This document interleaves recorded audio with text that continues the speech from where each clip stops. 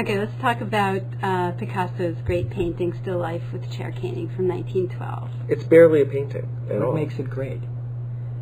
That's a very good question. I think this is actually, in many ways, this painting, it looks at least like a disaster. What's great about it is the ideas that he's thrown into this painting. Yeah, so since it's not so beautiful to look at, I guess we have to talk about the ideas. So, where should we... Well, why isn't it beautiful? What do you want from a painting for it to be beautiful? My big problem with why this is not beautiful is that it's all gray and brown. It's my big problem with analytic cubism generally. I like color. This is why people walk by these paintings in the museum and they say, I know that's important, but do I have to look at it? Also, all of these analytic cubist paintings tend to look the same.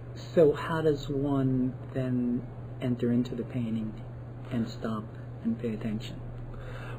What's the entree into this painting? Well, it's pretty arresting. I mean, if you were seeing this in the museum as opposed to on a computer screen, the first thing you would notice is that only the top and the right side of the canvas, that is, only this area here and this area here, are really paint. The entire bottom left part of the canvas is this other material, which is called oilcloth. Had anyone ever introduced oilcloth put oilcloth on a painting before? Well, Brock had, but just recently, and before that, of course not. And the reason that of course not is because oilcloth was the cheapest material. Right, you buy it at like Woolworths. It's like contact paper. It's the stuff you line your shelves with, right, or use on a cheap table so you can wipe up spills. Hardly high art kind of materials. So what does that mean? I mean, what is that suggesting Picasso is doing here? He's making art into garbage. Into trash. That's right. That's right. Or vice versa. Or trash into art. Right. Absolutely. But again, how does one enter into this without understanding all of those things which are arcane to the common viewer? I don't think one does. I think this painting only becomes great when one understands its place in the history of art. I don't think that Picasso actually expected many people to look at this painting in the first place. And then, if they did, I think that he was speaking to a very small audience. How big is this painting? It's less than 2 feet across. So is it about the size of a table? It's about the size of a table, and that's exactly what it is. In fact, we're really looking at a kind of breakfast table. And what we're putting up on the screen now, what you're seeing is on the upper right a detail of the Still Life with Chair Caning. But I guess let's just stop and even just say what this chair caning is in this oilcloth business. On the left, you can see some rolls of oilcloth that are for sale, and you'll notice that there's a printed pattern on them, and below, oilcloth being used as a tablecloth.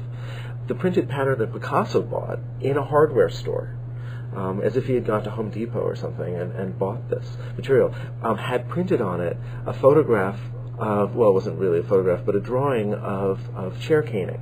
So this sort of repetitive pattern, and then he takes it and he literally just glues it down onto his canvas and then paints over it. What's interesting to me is that the chair caning in the painting is incredibly illusionistic and looks like, really looks like the chair caning on this chair. So let me ask you then, is Picasso cheating? Historically, we've always tied, the notion of the conceptual and the sort of the great artist to his ability to render, or her ability to render illusionistically. And so is Picasso cheating by going out and buying this factory-made, reproduced material and sticking it into the painting and saying, I don't have to paint this anymore? Well, and not only that, but this, the idea of skill and greatness being calculated by how well one renders reality becomes sort of moot, because machines can print reality on cheap stuff and you can buy it at Home Depot. So why would an artist need to do it? Obviously this is a discussion that we wouldn't have today because we would never consider that cheating, taking found objects. Was that a discussion when this painting appeared? It was.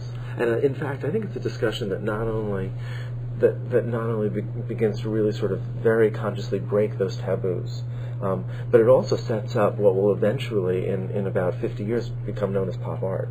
And that this idea of actually looking to our new industrial culture, or visual industrial culture, and saying, what is the place of that world in the realm of fine art? Well, didn't Duchamp do that before pop art? He did, absolutely. He was kind of the first. What is the JOU? What do you think that's all about? Well, the JOU has a couple of different meanings, as I understand it. One is a reference to the French word for game. Well, jouer, that's what I thought. To play. That's right. That's exactly what I thought. And the second is, those are the first three letters of the French word for newspaper. Journal. Precisely. And so if you read this, the JOU, you can actually read it in a very literal sense as a kind of rolled up newspaper on a table. But it also, of course, has that double entendre and suggests that that the entire painting is a kind of play. Or playful. Yes. So what we're looking at is a tabletop, but if we look at the pictures on the left of a cafe, tables with chairs with chair caning, those tables are round. So what's the problem? That this is an ellipse as opposed to this an is an oval. ellipse. Okay. And how do you get an ellipse? You get an ellipse by looking at a circle from an oblique viewpoint. Go to the next image, one forward, and now you know that the table that you're seeing on the right is in fact a perfectly round table, but we're looking at it obliquely, we're looking at it at an angle, and so we're actually seeing it as the kind of ellipse that Picasso's offering us. So is it possible that we're actually looking at a kind of glass-topped table, and in fact what we're seeing as chair caning is the chair that's slipped underneath it? Oh, what a neat way to look at the painting. That's really cool. But so why take apart all the forms that are on top? We're looking through the table, we're thinking about, the idea of looking through the table, and the table is glass also suggests an important idea in Western art of the painting being a window into a world that looks very real. But on the other hand, Picasso's making it really clear that he's not looking at things illusionistically. He's looking at these, the objects on the table from lots of different points of view at once. And you're seeing everything simultaneously without any kind of distinction. Everything's been flattened, so they all share the same plane, almost. And that's an interesting, disconcerting way of looking at things. I think you're both right on target, where he wants to show us his entire visual understanding of this sort of place, this event. And so he's not just giving us the tabletop, he's giving us the tabletop with the chair and all of the objects really deconstructed so that they include not what he would see from a single perspective, as you said, but what he would see in his full visual understanding of each of these forms over time with his visual memory. So what we have on the table apparently is a clay pipe.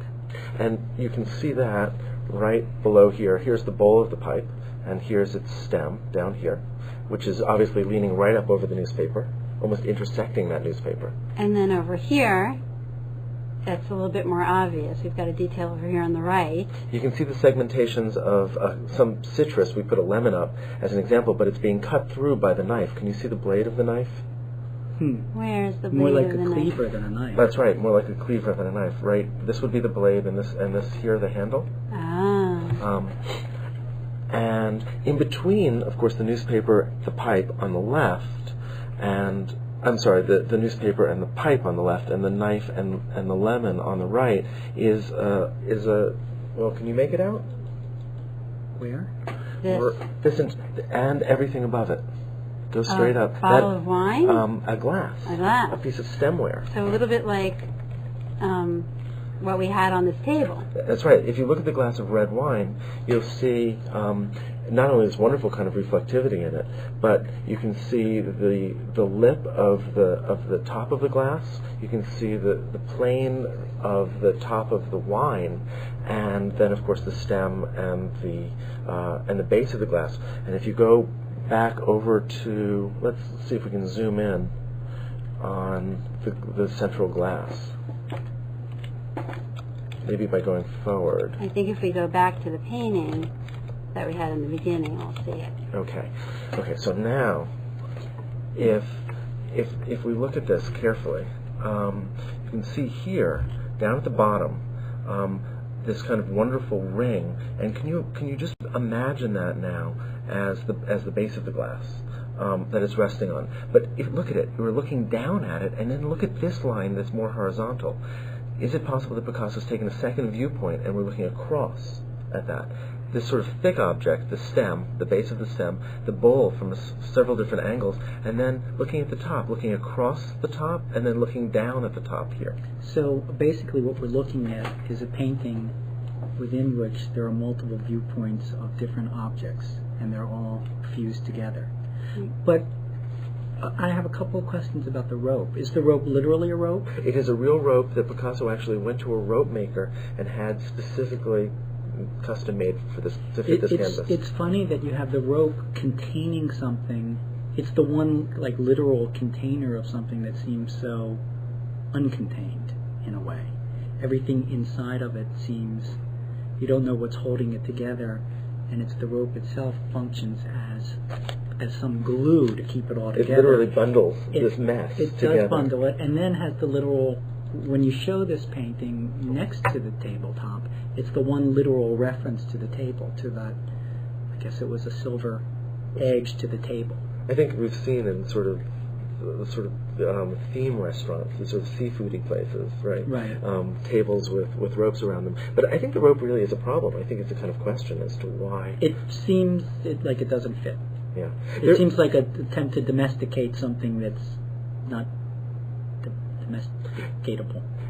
But does it point out some of the conflicts that exist between the oilcloth of the chair painting inside and the literal rendering through paint in the sort of cubist portion of the painting in the top,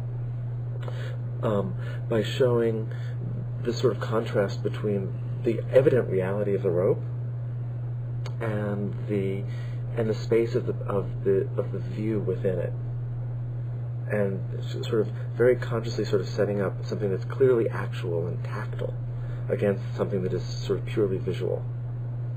We have a lot of levels of reality. I think Plato would have had a lot of fun with this, because we have the real rope, we have the real chair caning, oilcloth with the chair caning print, which has an illusion of chair caning, right? And then we have the painting, which creates a kind of, in a way, probably a higher level of reality by showing all viewpoints at once instead of a single viewpoint, a sort of greater or almost divine reality. Wouldn't this be wonderful as an actual tabletop as opposed to a painting? That would be fun. It would be too confusing. You would put just a pane of oval glass on it, and it would be fabulous. It would be a lot more fun, and I bet you'd pay a lot more attention to it. That's wonderful.